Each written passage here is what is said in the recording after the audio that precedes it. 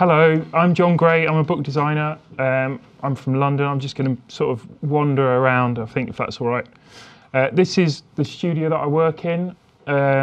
It's kind of chaotic, messy. Actually, it's not like this now because I've moved, but the picture of my new studio looks so boring. It was just one desk. I thought I can't show that yet, so I've only just moved. So here's my old studio, looking messy. This is the kind of stuff I do. It's all book jackets, basically. I will do some sort of editorial projects for New York Times. I'll do some music, CD covers and stuff, but it's predominantly books. And it's predominantly kind of literary books, basically. I was in the Scouts. I wasn't a very good scout, I have to be honest. I was quite lazy, so I didn't learn the proper scouting skills. I kind of just, is it badges here? Did everyone kind of work for badges? So yeah, I think these were kind of, I got the art badges basically. I didn't get the kind of climbing or the skydiving. Yeah, it was the art stuff. Okay, so growing up, my parents were all into books. Like my father was an archivist, so our house was full of books and full of papers and full of old maps, full of just like junk, basically. Again, this isn't my house. This is another lie picture, but that's kind of like what my house was like.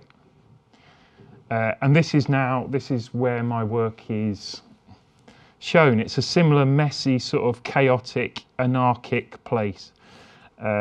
It's hard to get attention in these places. And that's my job, to try and create things that sort of grab your attention in here. It's a bit like going to a party. It's kind of it's a room full of faces, effectively, and you're trying to get someone's attention just for a minute, just to get them to kind of pick things up. Okay, why am I showing you a big picture of a burger? Right, this is to sort of explain what I do. This is kind of, this is a pictogram of a burger. This represents the perfect burger. But like, a burger never actually looks like that when you get the burger. You order the burger, and what turns up is kind of not that, is it? It's basically something different. And that reminds me of like a crime section in a bookshop. It's these kind of, their idea of what a crime book should look like is basically, you know, stick a landscape on it, just put some big type on it. It's not telling you anything about what the book's about. So it got me to thinking, like, my job is so boring if all I do is put pictures on of things that look like they could be, you know, slightly creepy. So I don't like working like that. So yeah, that's basically what you get, isn't it, when it turns up. So my idea is that I want the content of the book to be represented on the front. I want you to feel like you get a flavour of the book. I don't want you to feel like you get lied to, basically. So this is kind of where I see myself as a designer. I'm trying to sort of take the ingredients, show the ingredients, make it look like a kind of fresh, inviting burger, and actually that's what turns up. You know, that's actually what you get when you order that burger. So that is my kind of whole design ethos, and this is sort of what I do. Okay, so my job starts with a manuscript always. I insist on reading the books just because I think that it's just pointless if I don't, because an author they'll get their cover through and they'll say, well, that doesn't represent anything at all of my book. That's nothing like it. Or worse, you'll focus on a character who dies in the first 5 pages, stick him on the front, and they'll be like horrified. So I always try and read the book. So I'm going with the food thing, just run with the food thing. I take the manuscript, I shred the manuscript, basically. I kind of read it from cover to cover. I kind of make notes, kind of take themes, colours, objects, things of interest. This, for instance, is if I was doing a crime cover. I take that, then I'll take like signifiers of crime, you know, the things you've seen, like bits of blood and, you know, knives or whatever. Just, I won't take signifiers. I'll try and take flavours, is what I'm trying to say. I'll take a flavour, a mood, of crime, and I'll then use something that's relevant inside the book. And that's a picture of my daughter, just who wanted to be in the slideshow. Yes, and so hopefully then what you get is this. You get, you know, like an interesting sort of ingredient. You don't just get the kind of boring, flat, fake pictogram of a burger. You get something more interesting. Okay, now why do I do that? How did I get to that? This is like the first, what I consider like the most important thing that I ever did, which is about 20 years ago now. And I'd been struggling with this brief for ages. It was his first novel, and I'd been given the book to read, and I didn't really connect with it at all. Book design uses a lot of cliches, so I'd done a lot of kind of cliched images of hands holding things and feet and stones, and I don't know, it was really kind of boring. It was just photographs with type on top, and a lot of book design is like that. A lot of book design is just photographs with type on top, and I was thinking, well, this isn't conveying anything. And I wasn't the only one who was thinking that. The art director was basically saying, like, these are so boring. I'm like, can you do something more interesting? And he said, why don't you try something with type? Why don't you do something typographic? And I was thinking, well, what does that mean? You know, what does type mean? To me, that means just using a typeface, a set typeface, and trying to get that to sort of say something. And I couldn't get it to say, I couldn't get it to have the energy of the book. And I was thinking, like, the character in the book is this wild, anarchic sort of madman, and like all this type is just saying quiet, classical, boring. And I thought, like, well, I don't understand how I'm going to do that. And then it just so happened I'd been looking at these books of old church signs in America. It was just lying on my desk, this book, and I was thinking, well, this is really interesting, isn't it? Because you can see the personality of the American vicar, pastor, whatever, and it comes through, like his kind of personality comes through. It's his handwriting, and I thought, well, wouldn't it be interesting, you know, if what I did is, you know, use the character of the book, somehow try and channel that energy into the cover. And so I just got out my paintbrush and hand painted this sort of one piece of board, basically, scanned it in, played around with it a little bit.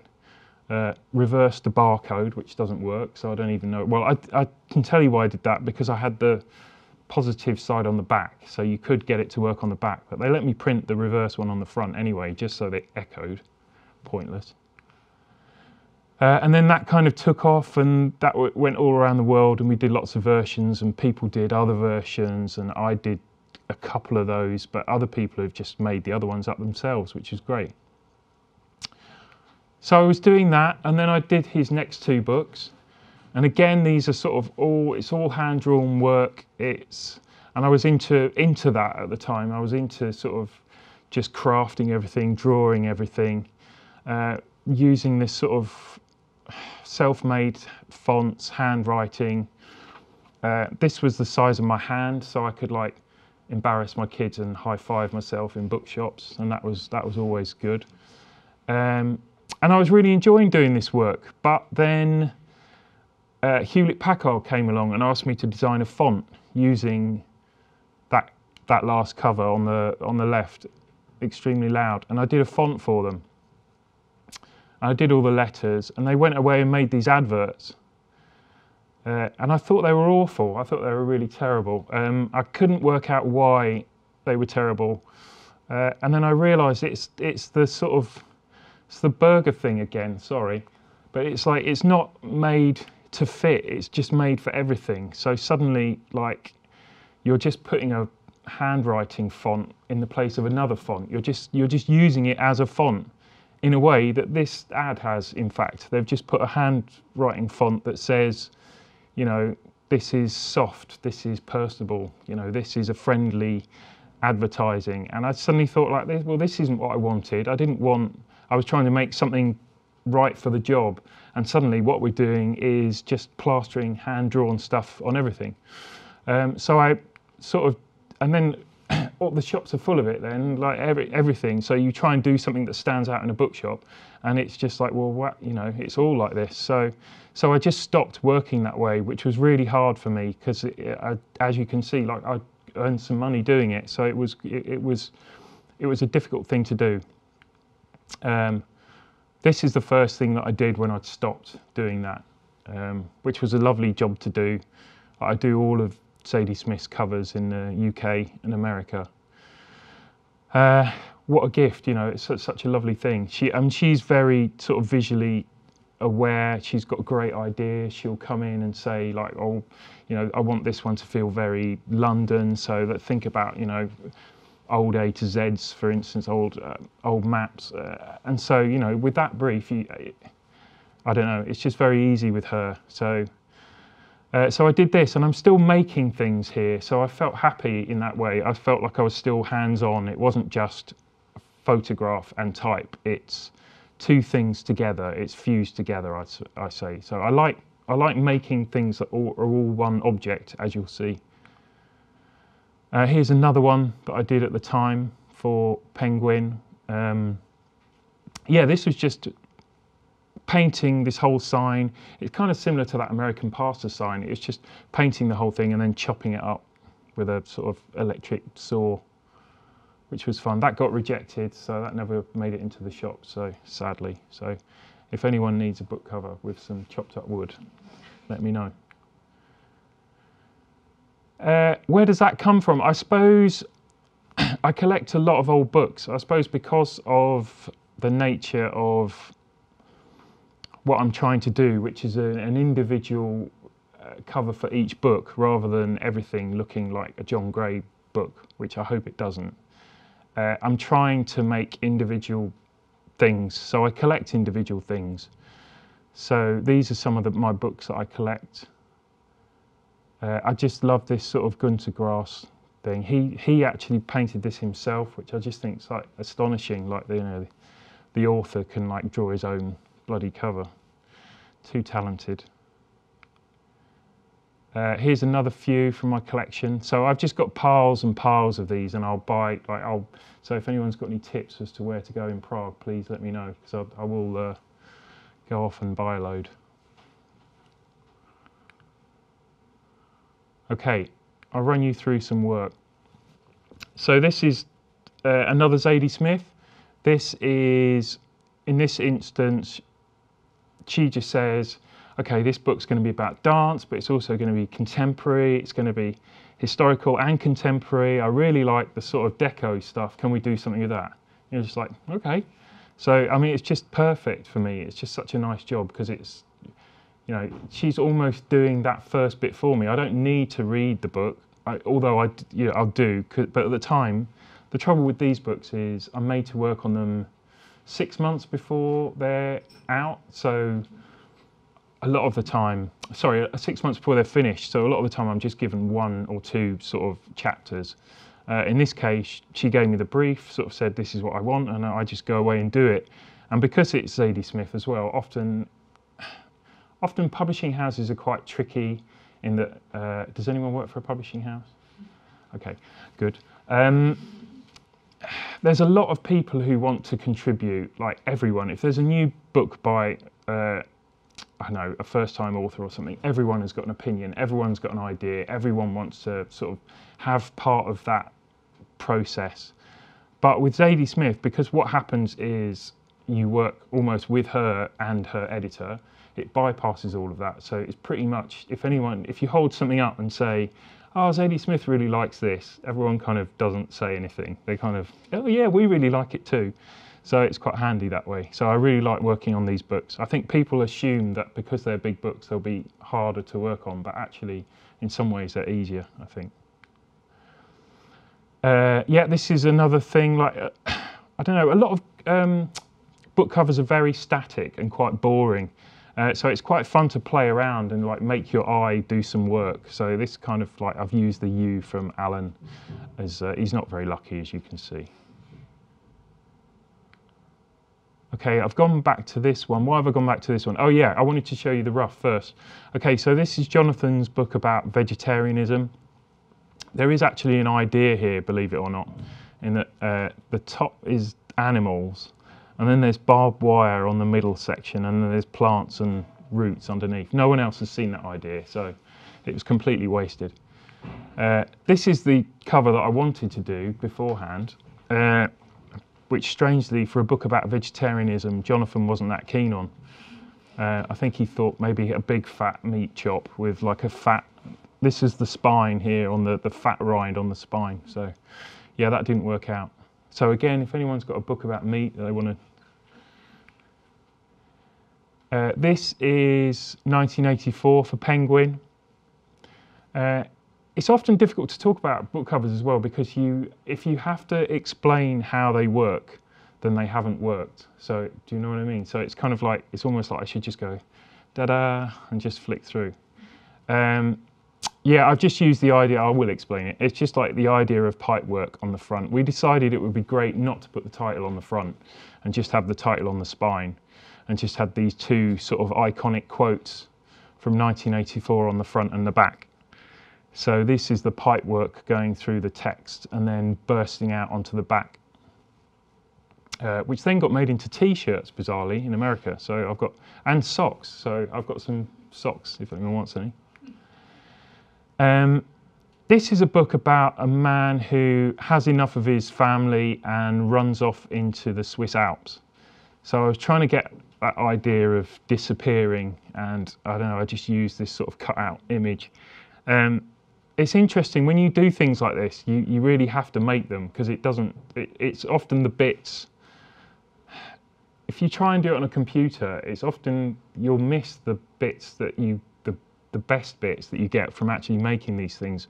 And the best bits in this instance are the cuts that go through between the letters. And I think I tried to do this on computer first, and it just doesn't work. It's something about the thicks and thins and the way they sort of cut in and out. Anyway, sorry, I'm getting too technical. This is a book about a 1960s pickpocket, and rather than show the pocket, I thought it would be more interesting to show the kind of picking things out of a pocket. So yeah, and hopefully there feels like a bit of movement in that. I kept trying to get this sort of movement from it. This is a book about a guy who has basically impaired vision. So he has this sort of blob in his vision all the time, basically. So I was trying to work out, well, what can I do with that? And so I've done this. I've just put a huge blob on the cover, and then kind of you hopefully can work out the author's name. Yeah, as you can see, I do a lot of typographic stuff. I really like playing with type, and I don't know, just trying to give a book its own personality, as I was saying, make it individual. This is kind of based on like Italian futurist sort of visuals. This book is set in Italy. And I don't know, I really like the type, just playing with type, making it kind of almost like it's manually created, even though I did do this on a computer, I must admit. A lot of what I'm trying to do is trying to make things like authentic. So I like making props. I really enjoy sort of this model making aspect of my job. So in this instance, like I wanted to make an old cassette, but it had to be a specific old cassette. It had to be like a cassette from the 1980s sold in the Philippines, as you do. So I got this old cassette, and then I found out how much those tapes would have cost in the 1980s in the Philippines, and made then got a price gun, made a price label. Then, I don't know, I just couldn't get it to work. And then I suddenly, when I put the thing in the case, I realised that the best bit about cheap cassettes, most of you are too young to even remember cassettes, so don't worry, but is the bit where it rocks up. It kind of looks like, it really looks like a cheap sort of nasty manufactured cassette. So yeah, I spent a lot of time sort of acting almost. It's a very strange job. This is a list of Hungarian books, a Japanese list for a Hungarian publisher, which is a weird combination. These are all, like, again, these shapes are all cut out of paper, and I set myself this sort of little project of trying to get photographs to work with graphic shapes. So in these instances, I have to be honest, I didn't read the books. This is for an Italian publisher, and this is again just using sort of graphic marks and mark making and trying to make, I don't know, I suppose because what we do is about paper, it's very nice sometimes to show that. It's nice to show the, I don't know, the texture of the thing. So I just use these as quite violent marks in this instance. This is a Hitchcock list, yeah. Okay, so this is Infinite Jest. This is an anniversary edition of Infinite Jest, which I was doing for an American publisher. It's quite a big deal to get this job in America because it's a big book anyway, as I'm sure you know, but like to do it in America was quite a thing. I felt quite prestigious to be asked. So the book is, has anyone read it? Good. It's kind of, it's massive, and it's also half of the book is in footnotes. So you have to kind of constantly flick back. It's quite an uncomfortable sort of reading experience, to be honest. But I'd seen this artwork where someone had gone through with Post-it notes, and they'd kind of marked sections. So you'd had this huge fat book with like all these Post-it notes sticking out of, and it looked such a sort of beautiful art object. I thought, I really quite like to do something with that. That's sort of quite interesting. So I constructed this sort of, 4 foot, 5 foot artwork made out of Post-it notes, basically. Yeah, which took about 3 days. It was really silly and really expensive. And I'm not even sure you can tell, actually, that it's not photoshopped. But anyway, I felt happy that it was, I felt it was genuine. They then decided they didn't want to do that. They wanted to open it up as a competition to the public. So that was sort of devastating after all that work to be told, oh, actually, we're not going to do that. Sorry, we're going to open it up to a competition. And the American cover came out, and I thought, oh, this is awful. But then, so I just rang up a friend in the UK and said, like, you're not doing an anniversary edition, are you? And they said, actually, we can do that if you want. So we ended up doing it in the UK, thankfully. So it got used in the end. I do Salman Rushdie's covers, recent covers. So this was his last book, not the latest. This is about a family in Manhattan and the kind of gilded life that they have, and how actually that's quite claustrophobic. And I've made a Manhattan brownstone into a birdcage. This is a recent sort of penguin, three stories. I kind of wanted, they all interconnect and weave in and out, and I kind of wanted to show that. And yeah, it's just visually trying to do something interesting with collage. I like collage, I'm not very good at it, so I was trying to try something different. This is a book about gangsters in London. This is quite a recent book. I do quite a lot of work in 2 colours. I really enjoy the power that you get from that, because you can use like the white to signify. I can use that to make your eye kind of follow a route, if you like. There's a definite, oh, he's wearing a shirt, he's quite smart. There's the title, and then you come down to the knuckle duster thing at the bottom. Okay, so I'm going to talk about this because I think at the moment, often people think, like when you do a cover, it's like, oh yeah, I'll do one idea and it goes through. And everyone thinks, oh, well, that's quite a nice job. That seems quite easy. You must get paid lots of money just to do, one thing. But actually, it's not like that. This is an actual job. So every job I do starts with like a white screen, basically. This is like my worst nightmare, basically. Every morning, all I see is rectangles. So I never get to work on any other format. It's really frustrating. But what I'm actually seeing is this, like, yeah, this is like, especially with a new book by a big author, you're just thinking, this is it. They're gonna like, finally, everyone's gonna realise what a fraud I am, and I'm gonna be sacked, basically. Okay, so I start doing stuff, and Jonathan is very, really involved visually. He's like, he wants to email you. He'll email you through the night. He'll like send you suggestions. So anyway, he says like, well, do something typographic, you know, do some type. So I sent these, and he's like looking at them going, yeah, I really like the type, I really like the type. I don't want blue. I really don't want blue. Not blue, anything but blue. So I try some gold, and I'm thinking, well, let's kind of break this up and see how legible it still is. Then I try some flags, and he's like, no, I do not like the flags. I do not like the flags. And did I mention I didn't want blue? Okay, yeah. And then I try some walls. Yeah, I mean, these are, yeah. So this, and it takes weeks and weeks. So then I tried this. Then I tried that. I mean, I felt really pleased with that. I thought this really sort of punches, you know, he's going to love this. He sort of looked at it and said, yeah, it's all right. And did I mention I didn't, I'm sure I mentioned I didn't want blue. So I'm going back, you know, I was trying this. I was trying sort of broken up things, broken up text, broken up stuff. I thought we could print this and it would look like it's peeling off. This would be really interesting. And then I tried this, a fallen down wall, sort of broken bits of wall.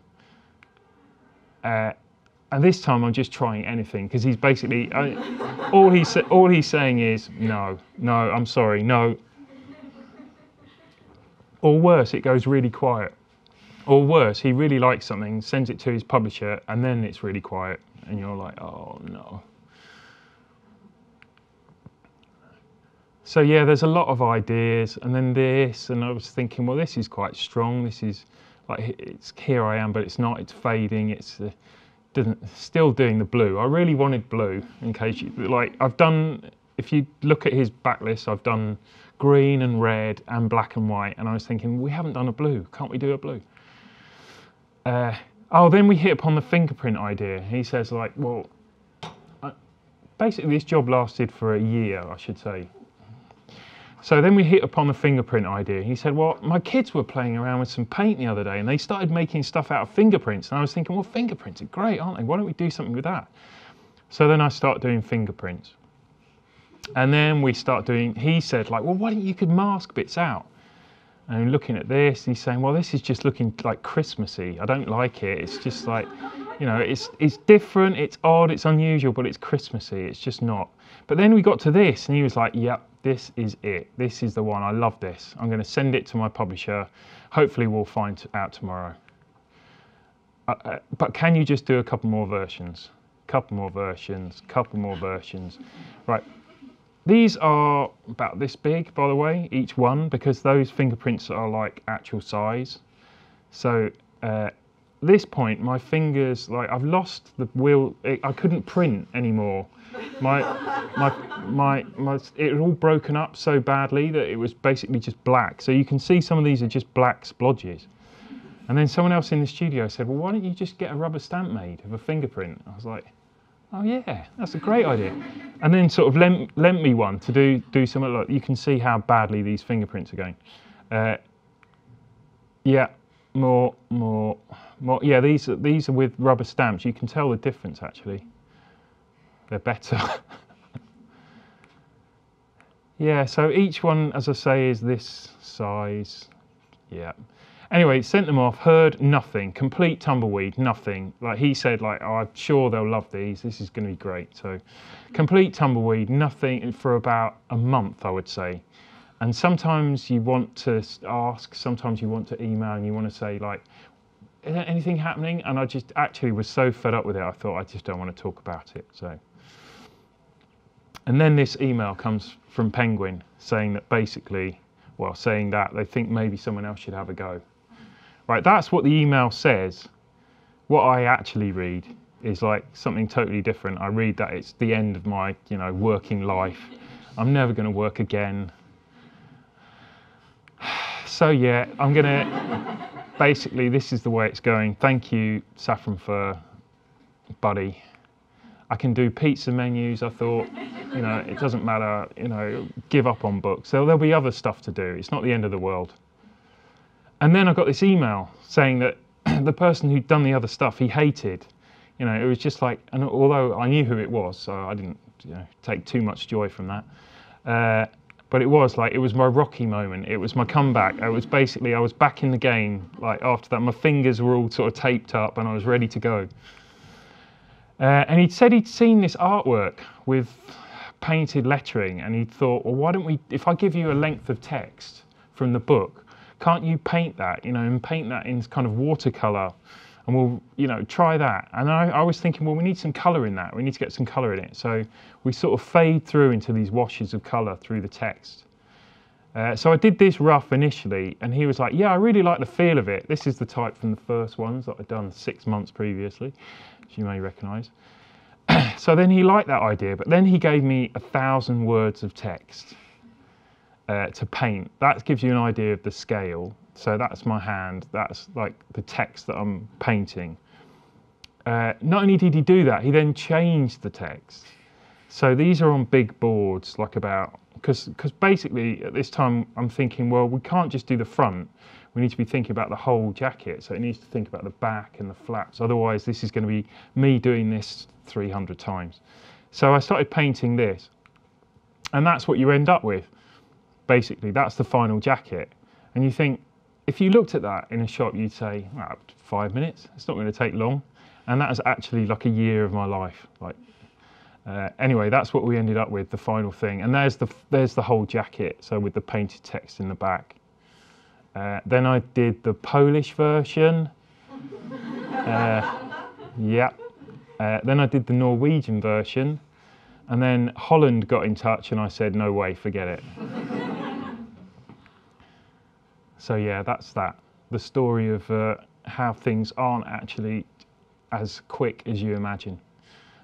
This is another recent book that I did. I don't know, is this book out here? Has anyone seen this? It's an amazing book. You should all read it. It's fantastic.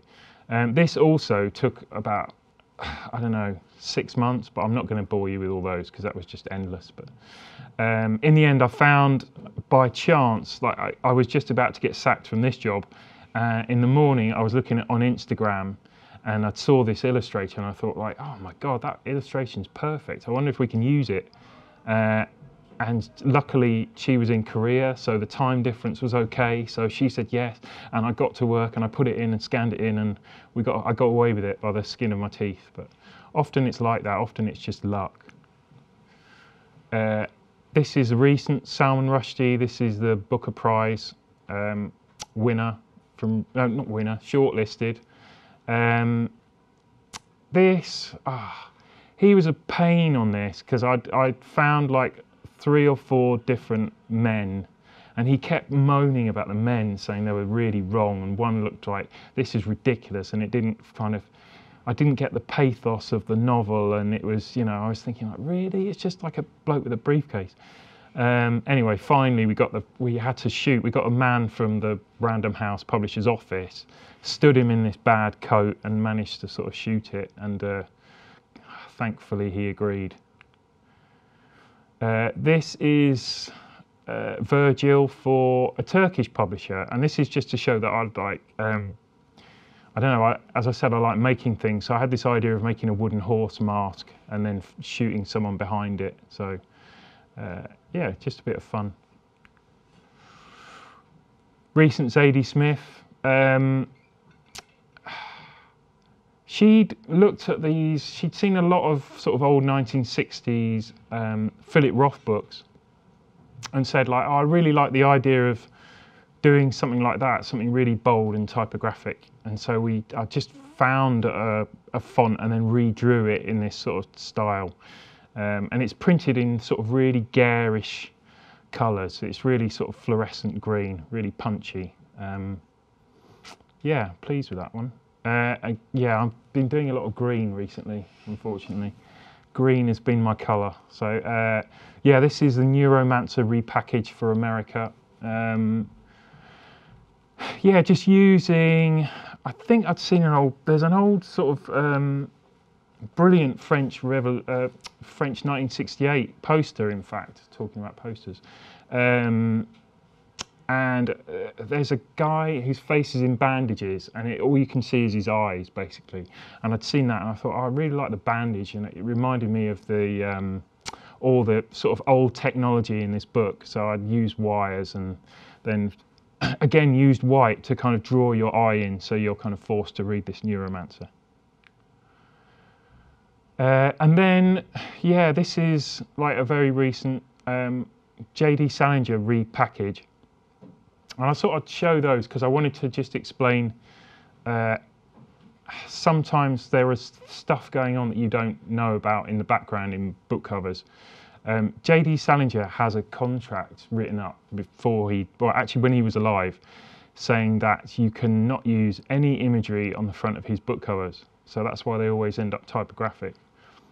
So I thought, oh, well, that's interesting. I can sort of play around, and we did some big sort of Salinger things, Salinger across the top, and then little objects, little sort of colour blocks and stuff.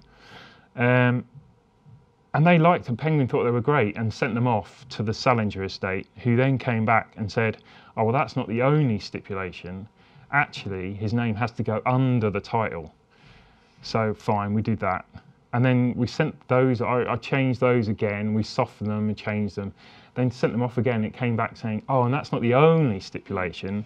His name has to be smaller or equal size to the title. So it's fascinating that he'd be that sort of self-deprecating, that he wants his name small, tiny, smaller than the title, and no pictures. So I don't know, it's these interesting things you find out before you'd never have found out before you'd started a job. And that's basically it.